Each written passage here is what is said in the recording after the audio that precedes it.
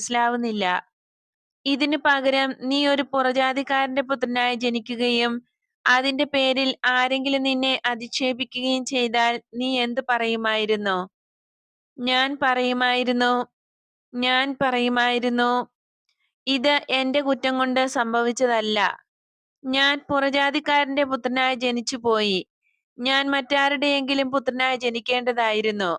പിന്നെയും ഞാൻ അവരോട് പറയുമായിരുന്നു, നിങ്ങൾ എന്നെ അധിക്ഷേപിക്കുന്നത് തെറ്റാണ്. ഞാൻ നിങ്ങൾക്ക് യാതൊരു ഉപദ്രവവും ചെയ്യുന്നില്ലല്ലോ. പിന്നെ എന്തിനാണ് നിങ്ങൾ എന്നെ വെറുക്കുന്നത്? തികച്ചും ശരി. ഇത് തന്നെയാണ് ഈ പുറജാതിക്കാരുടെയും സ്ഥിതി. നീ അധിക്ഷേപിക്കുമ്പോൾ അവർക്കും ഇത് തന്നെ പറയാമല്ലോ. ഒരു യഥാർത്ഥ ഇസ്രായേൽക്കാരനായ അൽഫേയുസിന്റെ പുത്രനായി നീ ജനിച്ചത് നിന്റെ മേന്മ കൊണ്ടൊന്നുമല്ല. ദൈവത്തിന്റെ ആ മഹാദാനത്തിന് നന്ദി പറയാൻ മാത്രമേ